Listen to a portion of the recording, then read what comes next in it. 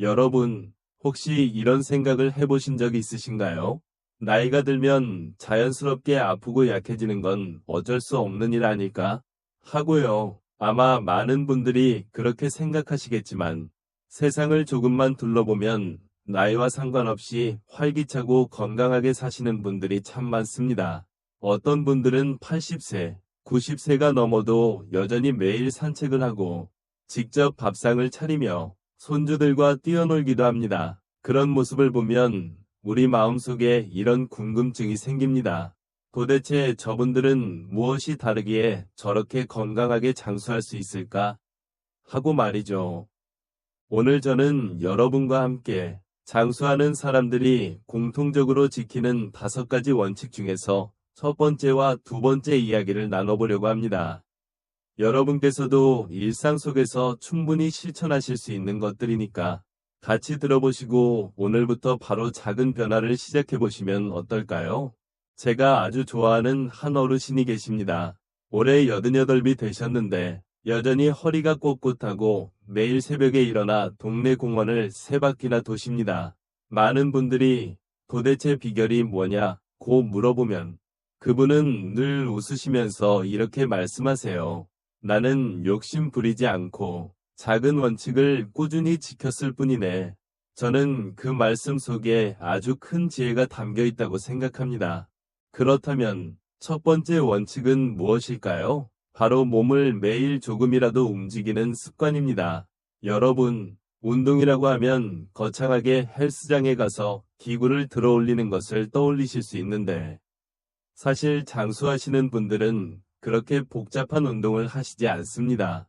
그저 매일 꾸준히 무리하지 않는 범위에서 몸을 움직이는 것을 습관으로 만들었을 뿐입니다.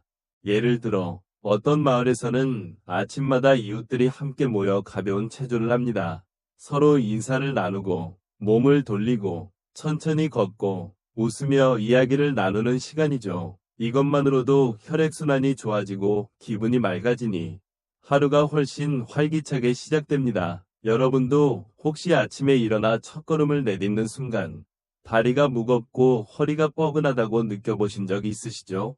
그런데 그때 잠깐이라도 몸을 풀어주면 신기하게도 어깨가 가벼워지고 머리도 맑아집니다. 그게 바로 장수의 비밀 중 하나입니다. 제가 예전에 만난 한 할머니는 매일 아침 집 앞 골목을 오르락내리락 하셨습니다. 처음에는 몇 분도 채 걷지 못해 숨이 차셨는데 하루하루 이어가다 보니 어느 순간 동네 시장까지 걸어가서 장을 보고 오실 정도가 되셨습니다. 그러면서 혈압도 안정되고 예전보다 훨씬 밝은 표정으로 지내시더군요. 그러니 여러분, 혹시 지금 나는 무릎이 아파서 운동하기 힘든데 하고 생각하셨다면 큰 동작이 아니라 작은 움직임부터 시작해보세요. 의자에 앉아서 발끝을 까딱까딱 흔들거나 팔을 천천히 올렸다 내리는 것만으로도 좋은 시작이 됩니다. 운동의 목적은 젊어지기 위함이 아닙니다. 오히려 지금 가진 건강을 오래오래 지키기 위해 몸을 움직이는 것이죠. 여러분도 한번 마음속으로 다짐해보세요. 오늘 하루 나는 내 몸을 위해 작은 움직임이라도 꼭 하겠다. 이렇게 매일 약속한다면 그 자체가 장수하는 분들의 지혜를 따라가는 첫걸음이 될 겁니다. 이제 두 번째 원칙을 말씀드리고 싶습니다. 그것은 바로 마음을 긍정적으로 다스리는 습관입니다. 여러분, 혹시 이런 말 들어보셨나요? 웃는 얼굴에 복이 온다. 사실 단순한 속담 같지만 과학적으로도 입증된 사실입니다. 자주 웃고 긍정적으로 생각하는 분들은 스트레스 호르몬이 줄어들고 면역력이 높아진다고 해요. 반대로 늘 걱정과 불안에 휩싸여 있는 분들은 몸도 점점 무겁고 병에 잘 걸리게 됩니다. 저는 예전에 병원 봉사활동을 하면서 비슷한 나이대의 두 어르신을 만난 적이 있습니다. 한 분은 늘 얼굴이 찌푸려져 있고 아이고 나는 이제 늙어서 할 게 없어 라는 말씀을 자주 하셨습니다. 그런데 다른 한 분은 똑같이 무릎이 아프고 혈압약을 드시면서도 그래도 아직 걸을 수 있고 이렇게 사람들하고 얘기할 수 있으니 얼마나 감사한 일이냐고 말씀하시더군요. 시간이 흐르자 두 분의 건강 상태가 눈에 띄게 달라졌습니다. 긍정적으로 말씀하시던 어르신은 점점 더 활력이 넘쳤고 오히려 건강이 나아지는 듯 보였습니다. 저는 그때 마음가짐 하나가 이렇게 큰 차이를 만드는구나 하고 깊이 느꼈습니다. 여러분, 혹시 오늘 하루를 돌아보면서 걱정거리가 머릿속을 가득 채우고 계신가요? 그렇다면 지금 제 이야기를 듣는 이 순간만큼은 잠시 그 짐을 내려놓으셔도 괜찮습니다. 심호흡을 크게 한번 해보세요. 숨을 깊게 들이마시고 천천히 내쉬면서 속으로 이렇게 말해보세요. 나는 아직도 살아있고 오늘도 새로운 하루를 맞이하고 있다. 이렇게 작은 긍정의 습관을 매일 이어가는 것. 그것이 바로 장수의 두 번째 비밀입니다. 제가 좋아하는 어느 일본의 장수마을 연구자가 이런 말씀을 하신 적이 있습니다. 100세를 넘게 사는 사람들의 공통점은 단순하다. 매일 감사하고 작은 기쁨을 놓치지 않는다. 여러분도 혹시 오늘 아침에 드셨던 따뜻한 밥 한 끼, 창밖으로 스며드는 햇살, 혹은 옆집 이웃과 나눈 짧은 인사 속에서 기쁨을 느끼셨나요? 그런 순간이 바로 우리 삶을 지탱하는 힘이 됩니다. 자, 이렇게 해서 우리는 장수하는 사람들이 반드시 지키는 원칙 중에서 첫 번째, 몸을 꾸준히 움직이는 습관과 두 번째, 마음을 긍정적으로 다스리는 습관을 이야기 나눠봤습니다. 이 두 가지는 따로 떨어져 있는 것이 아니라 서로 이어져 있습니다. 몸을 움직이면 마음이 밝아지고 마음이 밝으면 다시 몸이 움직이기 쉬워집니다. 이렇게 서로가 서로를 북돋우면서 우리를 건강하게 지켜주는 거죠. 다음 시간에는 또 다른 장수의 비밀에 대해 계속 이어서 이야기해드리겠습니다. 지금까지 들어주신 여러분, 혹시 마음속에 작은 울림이 있으셨다면 오늘 하루부터 바로 작은 실천을 시작해보세요. 여러분, 방금 전까지 우리는 몸을 조금씩이라도 매일 움직이는 습관, 그리고 마음을 긍정적으로 다스리는 습관에 대해 함께 나눠봤습니다. 혹시 여러분도 듣고 나니, 그래, 나도 오늘부터 작은 것이라도 해볼까? 하는 생각이 드셨나요? 사실 그런 다짐만으로도 이미 첫걸음을 내디딘 겁니다.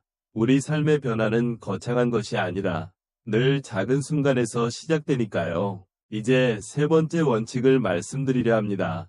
그것은 바로 균형 잡힌 식생활을 유지하는 것입니다. 여러분, 우리가 먹는 음식은 단순히 배를 채우는 것이 아니라 몸을 만드는 재료가 됩니다. 그래서 장수하신 분들은 하나같이 음식에 대한 태도가 남달랐습니다. 제가 예전에 제주도에 사는 한 어르신 댁을 방문한 적이 있습니다. 그분은 올해 90을 바라보고 계셨는데 여전히 직접 텃밭에서 채소를 가꾸어 드셨습니다. 상추, 고추, 배추, 그리고 계절마다 나는 제철 채소들을 매일 밥상에 올리셨죠. 왜 굳이 힘들게 텃밭을 하세요? 하고 여쭤보니 그분은 웃으시면서 이렇게 말씀하셨습니다. 내가 키운 걸 먹어야 마음이 편하지. 약을 먹는 것보다 이게 더 좋은 약이야. 사실 연구 결과도 이와 같습니다. 장수마을로 유명한 일본 오키나와 사람들, 그리고 이탈리아 사르데냐 섬의 어르신들도 대부분 채소, 콩류, 곡물, 그리고 소량의 생선을 자주 드십니다. 고기를 아예 안 먹는 건 아니지만 늘 적당히 조절하면서 식탁의 중심을 자연 그대로의 음식에 두지요. 여러분도 한번 오늘 하루 드신 음식을 떠올려 보실까요? 혹시 인스턴트 식품이나 지나치게 짠 반찬이 많지는 않으셨나요? 사실 나이가 들수록 입맛은 짜게 변하기 쉽습니다. 그런데 소금을 많이 먹으면 혈압이 오르고 결국 심장과 신장이 지치게 됩니다. 그래서 장수하시는 분들은 늘 싱겁게 그러나 다양한 식재료를 조금씩 맛보며 드십니다. 밥상에서 색깔이 풍성하면 건강도 풍성해진다는 말, 정말 맞는 이야기 같지 않으신가요? 저는 개인적으로 이런 작은 습관을 제안드리고 싶습니다. 혹시 오늘 반찬을 준비하실 때 평소보다 소금을 한 숟가락 덜 넣어보시는 겁니다. 그리고 하얀 쌀밥만 드시기보다 현미나 보리를 조금 섞어 드시는 것도 좋습니다. 이렇게 아주 작은 변화가 쌓여서 여러분 몸속을 건강하게 바꾸어 줄 겁니다. 식생활에서 또 중요한 건 규칙적인 시간입니다. 장수하시는 분들은 밤늦게 폭식하는 일이 거의 없습니다. 늘 정해진 시간에 식사를 하고 배가 조금 덜 찼을 때 숟가락을 내려놓는 지혜를 가지고 계시죠. 여러분도 혹시 나이 드니 소화가 잘 안 된다는 말씀을 자주 하시나요? 그렇다면 식사량을 조금 줄이고 시간을 규칙적으로 맞추는 것만으로도 훨씬 편안해지실 겁니다. 이제 네 번째 원칙으로 넘어가 보겠습니다. 그것은 바로 사람들과의 관계를 소중히 하는 것입니다. 여러분, 혹시 이런 경험이 있으신가요? 몸은 그다지 아프지 않은데도 마음이 외롭고 허전해서 기운이 하나도 나지 않았던 적 말입니다. 사실 장수하시는 분들을 보면 공통적으로 외롭지 않으려는 노력을 참 많이 하십니다. 저는 시골 마을에서 혼자 사시는 한 할머니를 뵌 적이 있습니다. 자녀들은 모두 도시에 나가 살고 계셨는데 그분은 늘 마을회관에 나가 친구들과 함께 시간을 보내셨습니다. 매일 차를 나누며 담소를 나누고 함께 노래를 부르기도 했지요. 그분이 제게 하신 말씀이 아직도 기억납니다. 혼자 집에 있으면 생각이 많아져서 몸도 더 아픈 것 같아. 그런데 사람들 만나서 웃고 이야기하면 아픈 것도 잊게 돼. 여러분도 느끼시죠? 누군가와 따뜻한 한마디를 나누면 기분이 한결 좋아지고 마음이 풀리는 걸 말입니다. 과학적으로도 외로움은 흡연만큼이나 건강에 해롭다고 합니다.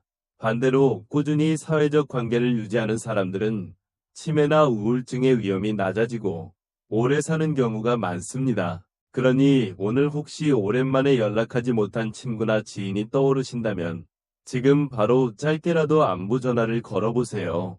잘 지내시나요? 건강은 어떠세요? 그 한마디가 상대방의 하루를 밝게 바꾸어 줄 수 있고 동시에 여러분의 마음에도 큰 힘이 될 겁니다. 장수의 비밀은 거창한 것이 아니라 바로 이런 작은 대화 속에 숨어 있습니다.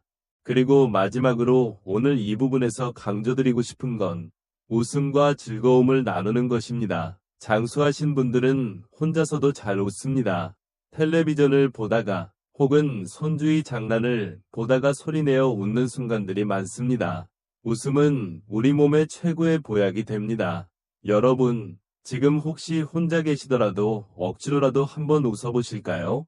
하하, 이렇게요. 조금 어색하셨나요? 하지만 이렇게 웃는 순간 뇌에서는 엔도르핀이 분비되고 면역력은 높아지며 스트레스는 줄어듭니다. 오늘 우리가 살펴본 세 번째 원칙인 균형 잡힌 식사, 네 번째 원칙인 관계를 소중히 하는 삶은 결국 같은 뿌리를 가지고 있습니다. 그것은 바로 삶을 조화롭게 바라보는 태도입니다. 음식이든 관계든 한쪽으로 치우치지 않고 균형을 찾을 때 우리의 몸과 마음은 오래도록 튼튼히 버틸 수 있습니다. 이제 우리는 마지막 다섯 번째 원칙을 남겨두고 있습니다. 그것은 여러분이 아마 가장 궁금해하실 내용일 겁니다.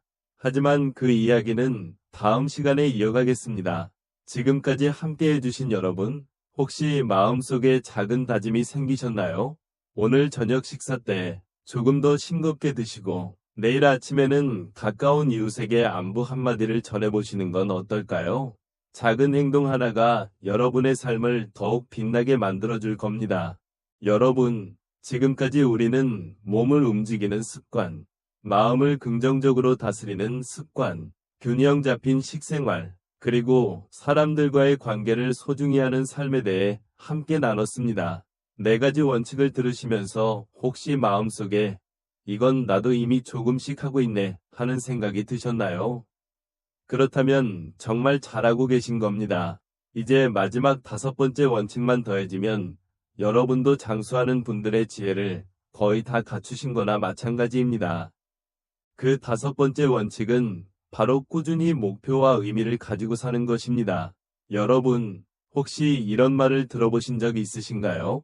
사는 이유를 가진 사람은 어떤 어려움도 이겨낸다. 실제로 장수하신 분들을 만나보면 공통적으로 말씀하십니다. 아직 내가 할 일이 있어서 이렇게 버티는 거야. 나이가 아무리 많아도 삶의 의미를 찾는 순간 그분들의 눈빛은 다시 젊어진 듯 빛이 납니다. 저는 예전에 하나 한두 살 할아버지를 만난 적이 있습니다.